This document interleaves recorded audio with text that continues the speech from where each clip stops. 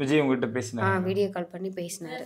என்ன சொன்னாங்கம்மா உங்ககிட்ட? என் மேலே நான் வரலைன்னு வருத்தப்படாதீங்க, கண்டிப்பாக வந்து உங்களை நேரில் பார்ப்பேன். இனி வந்து உங்கள் குடும்பம் வந்து என்னுடைய குடும்பமாக வச்சு நான் உங்களை பார்ப்பேன். நீங்கள் வந்து இனி எங்களோட குடும்பம், நீங்கள் எதுக்கும் வருத்தப்படக்கூடாது, நான் உங்களுக்கு பாதுகாப்பாக இருப்போம் அப்படின்னு சொல்லி பேசினார்.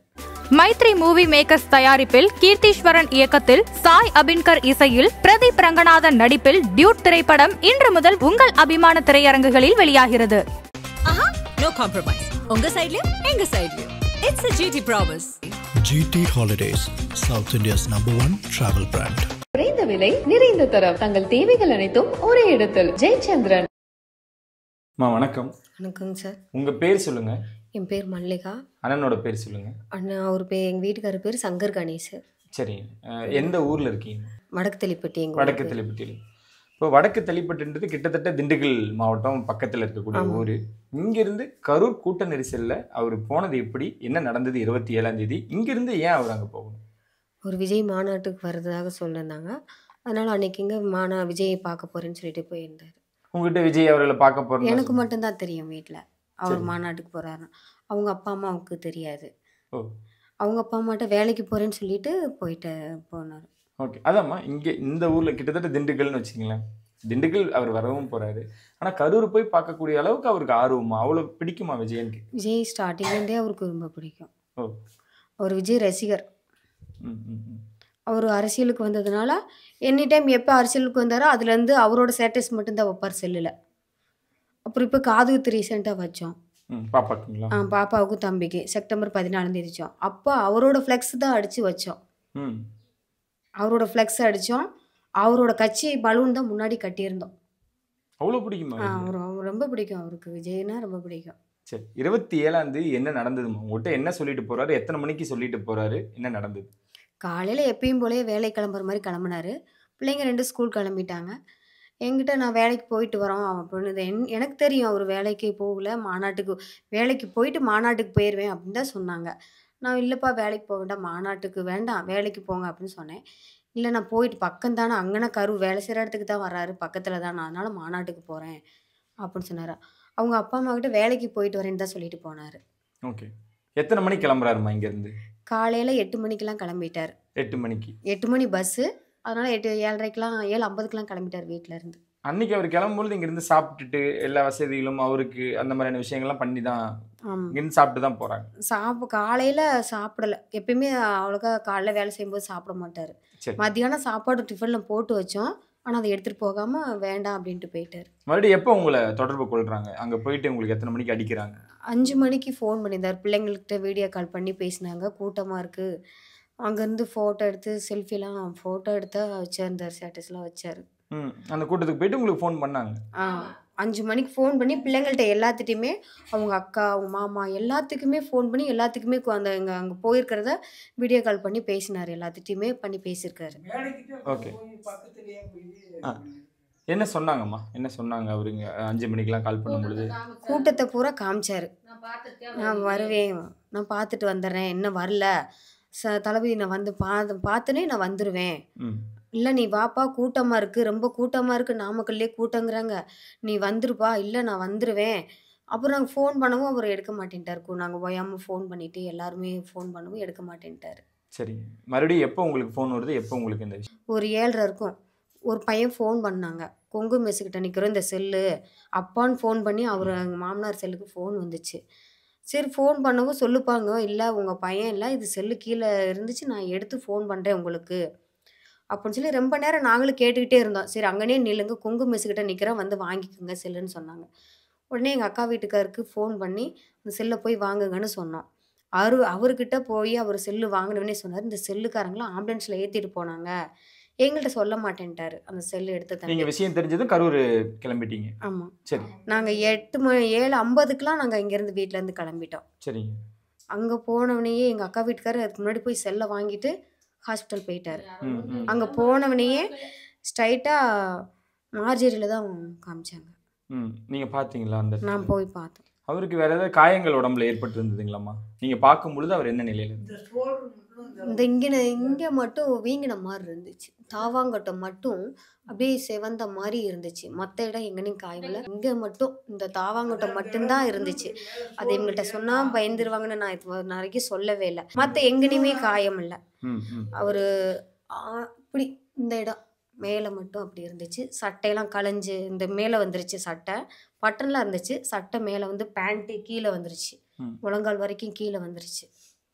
அவரோட பேண்ட்டு சட்டையெல்லாம் அப்படி. மருத்துவமனையில் ஏதாவது சொன்னாங்களா உங்ககிட்ட? ஏதாவது விஷயங்கள் பேசுனாங்க? எதுவுமே சொல்லலைங்க. சரி, எந்த ரீசனுமே சொல்ல கிடையாது. தமிழக வெற்றி களமாக இருக்கட்டும், விஜயா இருக்கட்டும், பிடிச்சு போய் தான் அவர் அங்கே பார்க்கணுன்ற ஒரு ஆர்வத்தோடு தான் போயிருக்காரு. அது வரைக்கும் அவங்க சைட்லேருந்து பேசல, தமிழக வெற்றி கழகத்திலேருந்து யாருக்கட்டும், விஜய் அவர்களாக இருக்கட்டும் பேசலன்ற ஒரு வருத்தமும் உங்களுக்கு இருந்ததுங்களா? அதாவது அந்த நிலையில அவர்னால வர முடியாது. அவருக்கே அங்கே பாதுகாப்பு இல்லைங்கும் போது எங்களுக்கு எப்படி பார்க்க வருவார்? அவருக்கே அதாவது இத்தனை மக்களுக்கு பாதுகாப்பு இல்லை, அவருக்கும் பாதுகாப்பு இல்லைங்கையில நம்ம அந்த நிலைமையில நாங்கள் அதை இது பண்ண முடியல. சரிம்மா, யார் யாரெல்லாம் வந்து பார்த்துருக்காங்க, ஆறுதல் சொல்லியிருக்காங்க, அரசாங்கத்திலேருந்து நிவாரணம் அறிவிச்சிருந்தாங்க, அதெல்லாம் உங்களுக்கு வந்துருச்சிங்களா? ஏடிஎம்கே வந்தாங்க, டிஎம்கேலேருந்து வந்தாங்க, காங்கிரஸ்லேருந்து ஜோதி மேம் எல்லாருமே வந்தாங்க. எல்லா கட்சியிலையுமே இருந்து வந்து எங்களை பார்த்துட்டு போயிருக்காங்க. சரி, தமிழக வெற்றி கழகத்திலேருந்து யாரெல்லாம் வந்து பார்த்துருக்காங்க? மாவட்ட செயலாளர் வந்தார். சரிங்க. அந்த அர்ஜுன் சார் இவரு வந்து வீடியோ கால் விஜய் வந்து பேசினார். விஜய் உங்ககிட்ட பேசினார்? வீடியோ கால் பண்ணி பேசினார். என்ன சொன்னாங்கம்மா உங்ககிட்ட? என் மேலே நான் வரலைன்னு வருத்தப்படாதீங்க, கண்டிப்பாக வந்து உங்களை நேரில் பார்ப்பேன். இனி வந்து உங்கள் குடும்பம் வந்து என்னுடைய குடும்பமாக வச்சு நான் உங்களை பார்ப்பேன். நீங்கள் வந்து இனி எங்களோட குடும்பம், நீங்கள் எதுக்கும் வருத்தப்படக்கூடாது, நான் உங்களுக்கு பாதுகாப்பாக இருப்போம் அப்படின்னு சொல்லி பேசினார். ஓகே, நீங்கள் என்னெல்லாம் பேசுனீங்க? ஏதாவது பேச முயற்சித்தீங்களா அவர்கிட்ட? இனிமேல் எங்கள் வீட்டுக்கார் இல்லை, எங்களுக்கு எல்லாமே அவர் தான். அவர் இல்லாத இடத்துலேருந்து நீங்கள் தான் எல்லாமே எங்களை பார்க்கணும், எங்கள் குழந்தைங்களுக்கு எல்லாமே நீங்கள் தான் செய்யணும் அப்படின்னு சொன்னோம். அதுக்கு என்ன சொன்னாங்க? கண்டிப்பாக நான் பார்ப்பேன்ப்பா, இனி உங்களை வந்து கண்டிப்பாக நேரில் சந்திப்பேன்னு சொன்னார். ஏன் வரலன்ற காரணமும் சொன்னாங்களா? சொன்னார். என்னால் வருத்தம், எனக்கு வந்து பர்மிஷன் கொடுத்துட்டாங்கன்னா அடுத்த நிமிஷம் நான் வந்துடுவேன்ப்பா உங்களை பார்க்க அப்படின்னு சொன்னார். சரிம்மா, உங்களுக்கு என்ன தேவைன்னு நினைக்கிறீங்க? ஏன்னா 2 குழந்தைகள் இருக்காங்க, கணவர் அவர்கள்ன்றப்போ உங்களுக்கு என்ன தேவை இருக்குன்னு நீங்கள் நினைக்கிறீங்க? என்ன சொல்லணும்னு விரும்புகிறீங்க? எனக்கு நான் 12வது வரைக்கும் படிச்சிருக்கேன். ஏதாவது கவர்மெண்ட் ஸ்டாப் ஏதாவது +2 முடிச்சிருக்கேன். அதுக்கு தகுந்த மாதிரி எனக்கு ஒரு வேலை கொடுத்தாங்கன்னா அதை வச்சு நான் பிள்ளைங்கள பார்த்துக்குவேன். ஏன்னா அவர் இருந்தார், அவர் வருமானம் வந்துச்சு. எங்கள் மாமனார் மாமியார் கூலி வேலைக்கு தான் போகிறாங்க, தோட்டத்து வேலைக்கு தான் தெரியும், மற்ற எந்த வேலையும் தெரியாது அவருக்கு. எங்கள் அத்தைக்கு அந்த 100 நாள் வேலைக்கு போவாங்க, அதுதான் தெரியும். அதனால் எனக்கு ஒரு வேலை கொடுத்தா நான் அதை வச்சு என் பிள்ளைங்களை 2 காப்பாற்றிக்குவேன். ஏன்னா அவர் இருந்தார், எங்களை 5 பேர்த்தையும் பார்த்தாரு. இப்போ அவரும் இல்லை, அதனால் நான் 4 பேர்த்தையும் நான் பார்க்கணும், என்னோட சேர்த்து 5 பேர் நாங்கள் பார்க்கணும். அப்புறம் அவங்க அக்காவெல்லாம் நிறைய பேர் அவரை நம்பி தான் நிறைய பேர் இருக்காங்க, அவங்களையும் நான் எல்லாம் பார்க்கணும். அவர் இடத்துலேருந்து நான் எல்லாத்தையுமே இனிமேல் நான் தான் பார்க்கணும். அதனால் என்னுடைய வருமானத்துக்கு ஏதாவது கவர்மெண்ட்லேருந்து வேலை கொடுத்தாங்கன்னா எனக்கு நல்லாயிருக்கும், உதவி பண்ணாங்கன்னா. சரிம்மா, இப்போ அவரோட கூட்டத்துக்கு போய் அந்த நிலையை எப்படி சம்பவம் நடந்திருக்கு அப்படின்றப்போ அவர் மேலே உங்களுக்கு ஒரு கோபம் வருத்தம் இருக்கு? ஐயோ, அவ்வளோ அவர் மேலே கோவப்படுற அளவுக்கு முடியாதுங்க. அவர் அந்த அளவுக்கு எங்களை நடந்துக்க முடியாது. எங்கள் மேலே யார் மேலேயுமே கோவப்பட்டது கிடையாது. கல்யாணம் ஆகி இவ்வளோ நாள் வரைக்குமே ஒரு வார்த்தை கூட பேசினது கிடையாது, கோவப்பட்டது கிடையாது. அப்பா அம்மா எல்லாத்துக்கிட்டையுமே மரியாதையாக தான் பேசுவார். அவருக்கு எந்த பழக்கமும் கிடையாது, எந்த பழக்கமும் கிடையாது. அமைதியானவர். சண்டைனா அந்த சைடு போக மாட்டார், எங்கேயுமே வேலைக்கு போவார். வீட்டில் ஞாயிற்றுக்கிழமைனா வீட்டில் எங்களோட ஃபேமிலியோட ஜாலியாக இருப்பார். அது மட்டும்தான் அவர். என்ன ஆசைகள் இருந்துச்சுமா? குடும்பத்துக்கு இது பண்ணணும், தம்பிக்கு பாப்பாக்கு இதெல்லாம் பிள்ளைங்களை 2 பேரும் நல்லா படிக்க வைக்கணும், எல்லாத்துக்கும் இப்போ எப்படி இருக்குமோ அதே மாதிரி எல்லாத்துக்கும் கடைசி வரைக்கும் செய்யணும். எங்கள் குடும்பம் வந்து ரொம்ப பெருசு. அவர் மட்டும்தான் எல்லாத்துக்குமே ஆதரவானது. வசதிங்கிறது அப்புறம், ஆனால் இருக்கிறத வச்சு எல்லாத்தையும் சந்தோஷமாக வச்சுக்குவார். அதனால அவர் மேலே எப்பயுமே எங்களுக்கு கோவம் வந்ததே கிடையாது. யாருமே அவரை பேச மாட்டாங்க. ஆரோக்கியமாக தான் இருக்கக்கூடிய ஆரோக்கியமானவர். எல்லா இடங்களுக்கும் போயிட்டு எல்லா விசேஷத்துக்கும் போவார் அமைதியாக. அங்கே என்ன செய்யணுமோ செஞ்சுட்டு அமைதியாக வந்துடுவார். அவருக்குன்னு ஒரு மரியாதை எந்த இடத்துலையுமே இருக்கும்.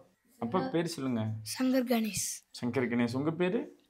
பூமிநாதன். பூமிநாதனா? நீங்கள்? பூவிகா. என்ன படிக்கிறீங்க? 8th standard. 8th standard-ஆ? பூமிநாதன் பேர் வச்சாங்களாமா? இப்போ அந்த ரீசெண்டாக காவலன் படம் வந்துச்சு, அப்போ தான் அவன் பிறந்திருந்தான். அதனால பூமிநாதன் தான் பேர் வைக்கணும்னு நான் பூமின்னு சொன்னேன். வேறு பேர் வைக்கலாம், இல்லை பூமிநாதன் தான் வைக்கணும், பூமின்னு தான் வைக்கணும்னு சொல்லி முழு நேம் கூப்பிட மாட்டார், பூமிநாதன் கூப்பிட மாட்டார், பூமின்னு தான் சொல்லி கூப்பிடுவார். அவரு அப்பையிலேருந்தே சரி பூமிநாதன்ங்கிறத விட்டு பூமின்னு தான் சொல்லுவார். விஜய் ரசிகர்னால பூமின்னு தான் கூப்பிடுவார். சரி, அவ்வளோ பிடிச்ச ஒரு நபரா அவங்க பாப்பாவுக்கே அவங்க தங்கச்சிக்கு சங்கீதான் தான் பேர் வச்சிருக்கிறாரு. அப்படிங்களா? ஆமா. ஓகே. வேற ஏதாவது சொல்லுவாருங்களாம்மா உங்ககிட்ட இந்த மாதிரி நம்ம வாழ்க்கை அவரு விஜய் தளபதி வருவார்ல வீடியோ கார்ல அந்த மாதிரிலாம் வாழ்ந்தா இப்படி வாழணும், சார் மாதிரி வாழணும், தளபதி மாதிரி ஒரு இதாக வாழணும்னு அவரு அதை ஒன்று சொல்லுவார். அவங்க அக்கா வீட்டுக்கார்ட்ட சொல்லுவார், மாமா வாழ்ந்தா இப்படி வாழணும் மாமா அப்படின்னு சொல்லுவார். அந்த ஒரு கூட்டத்திலையும் பாருங்க பாரு எப்படி வர தளபதி, எவ்வளவு கூட்டம் ரசிகர் பாரு அவருக்காக, இப்படி இருக்கணும் அப்படின்னு தான் சொல்லுவாரு. அவர் கூட யாரையும் கூட்டிட்டு போல, தனிமையா தான் அவரு போயிட்டாரு. தனியா போயிட்டு. சரிம்மா, நீங்கள் ரொம்ப ஸ்ட்ராங்காக இருங்க, எல்லாமே நல்லதாகவே நடக்கும். தம்பியும் பாப்பாவையும் பார்த்துக்குங்க, கூட நாங்களும் மீடியாவும் உங்களோடய இருக்கும். என் பையன் என்னன்னு நினச்சி அந்த கட்சிக்கு போனானோ, பிறந்ததுலேருந்து என் பையன் அந்த கட்சியாகவே நினச்சேன். பூத்துலேயும் உட்காருவேன். என் பையன் நினச்சது நிறைவேற வேணும், அதுதான் எங்களுக்கு ஆசை. என்ன நிறைவேறணும்னு நினைக்கிறீங்க நீங்கள்? அது தலைவருக்கு வர வேணும். யாருங்கம்மா? விஜய் வர வேணும். கோவம் இல்லைங்களா உங்களுக்கு? எங்க கோவம் இல்லை. என் பையன் போனாலும் போயிட்டு போறியா, எனக்கு பையன் மாதிரி என் பயலாட்டமே இருக்கிறாரு, என் பையன் இருந்தால் போதும். இல்லை, விஜயோட கூட்டத்துக்கு போய் தான் இந்த உயிரிழப்பு நடந்து போயிட்டு போகுது. அதுக்காக போய்த்தானே என் பையன் செத்தியான், அவருக்காக போய்த்தானே என் பையன் செத்தியான். சரி, அவர் முகத்தை பார்த்தாவே போதும். அன்னைக்கு வீடியோவில் காமிச்சாரு எங்களை பாரு பேசுங்கம்மான்னு. எங்களுக்கு பேச வாயே வரல, எது கேட்க கூட எங்களுக்கு சிந்தனை வரல. என் பயலாட்டம் இருக்கவும் நாங்கள் அழுக கூட எங்களுக்கு வரல. என் மக்களுக்கு என் பையன் ஒரு உதவியாக இருந்தியா. விஜய் ஆறுதல் சொன்னார் அவங்களுக்கு? சொன்னார். நான் வாரீங்க என்னை இப்போ என் மேலே வருத்தமானு கேட்டார். எங்களுக்கு வருத்தமெல்லாம் உங்கள் மேலே வருத்தமே கிடையாது, நீங்கள் ஜெயிக்கணும், நீங்கள் நல்லா வர வேணும் அப்படின்னு சொன்னார். என் சாமி சங்கர் கணேசுக்கு அந்த பொன்னர் சங்கர் தங்கா பெரியக்காண்டிக்கு பொதுவாக அவர் ஜெயிச்சிருவார், எங்களுக்கு பாதுகாப்பு கொடுப்பார். என் மக்களுக்கு நான் 5 பிள்ளைங்க, எங்கள் பிள்ளைங்க 5 பிள்ளைங்கன்னா 5 பிள்ளைன்னு நினைக்கிறேன். எங்கள் அக்கா பிள்ளைங்க நாங்கள் தான் வளர்த்தோம். என் பையன் சீர் வருஷம் செய்வேன். அதுகளுக்கு என்னால் ஒன்றுனா அவன் தான் போய் நிற்பியான்.